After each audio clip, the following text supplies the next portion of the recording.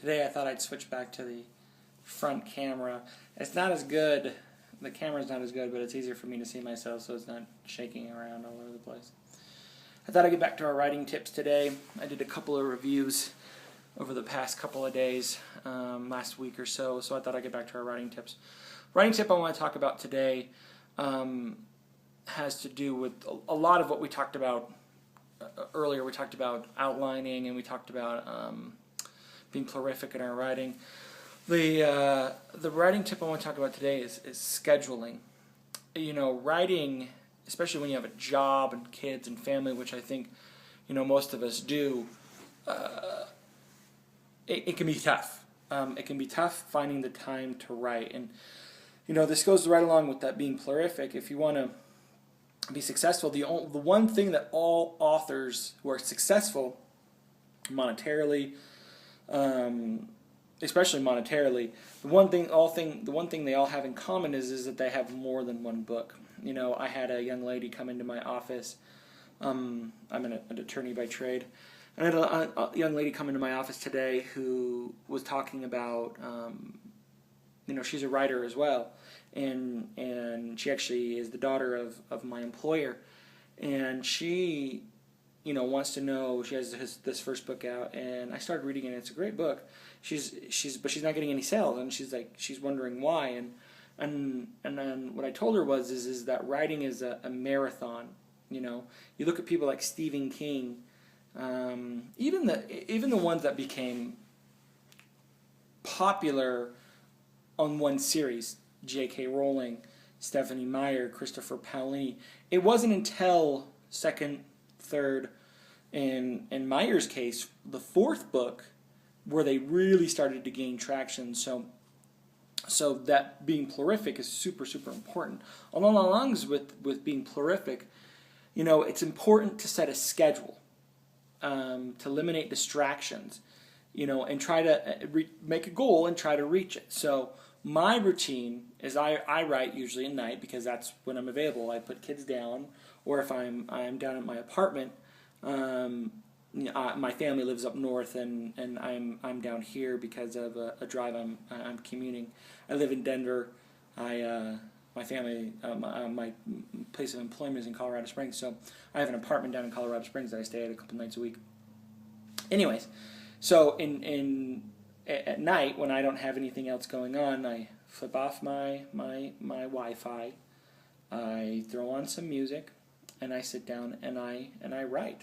And I try to do that right before I go to bed. Now, for me, getting words down on paper, I'm going to talk, this is another writing tip I'm going to do, getting words down on paper is important. The most important thing for me is to have the words down on paper. You can always go back, for me, you can always go back and change the words. There's lots of people that have a hard time doing this. I have a friend of mine who was in my writing group when I wrote my first book, back when I was in law school. He was in my writing group, and he had a real hard time not letting go of a chapter until it was absolutely perfect. And number one, perfect is in the eye of the beholder, but perfect as in grammatically and all of that fun stuff. And I say that you are never going to get a book done, and he still hasn't. You are never going to get a book done if you write that way. There's exceptions to the rules. I have another friend who kind of writes that way, and he does get books done. He did get his first book done, but I think it's a difficult way to write.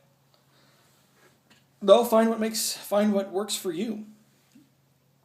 You know, try it my way. Sit down and just try to get as many words on paper as possible using your routine. So your routine should be some place at some time. You're trying to write every single day, so some place at some time during the day where you have a half hour, 45 minutes, an hour to write. And like I said in my first video, you have to sacrifice to do that. Turn off the television, you know, turn off the internet, get off of Facebook, and write. That's the only way it's going to happen. That's the only way you're going to get the book down, is just sitting down and doing it. I try to write 1,000 words at a time. I don't always get that, but I try to write 1,000 words at a time, so that takes me about an hour. If I'm really flowing, I can get it done faster, but that takes me about an hour. The chapters I generally write, now mind you, this is for fiction writers. And I think this applies to any fiction writer, not necessarily just fantasy or science fiction, the genres that I write in. Fiction writing is not any different in those genres. You know, getting words down on paper and then going back and you know, kind of tweaking it. Maybe there's a different process that thriller writers, you know, like, but this is the way I do it. So with your system, getting down there, getting that right, throwing on some music. I like thunder sounds, and using the tools to write properly is important. You know, you need to have good grammar and all that stuff like that. It'll make it easier on the way out. But on your first round through, when you're just trying to get words down on paper, do truly that. Get words down on paper. Don't even worry about like being completely succinct or worry about, you know, double word usage or anything like that.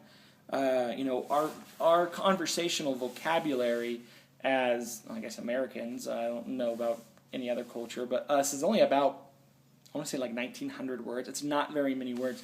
So you'll find, at least I do, in my writing, especially with new writers, that they tend to repeat phrases away, they tend to repeat words.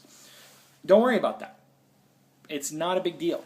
That's what you have a thesaurus for, and I do think there are authors who overuse their thesaurus, Christopher Paolini, but you know, it's always something you can go back and try to fix. So find a quiet place, sit down for an hour, and write.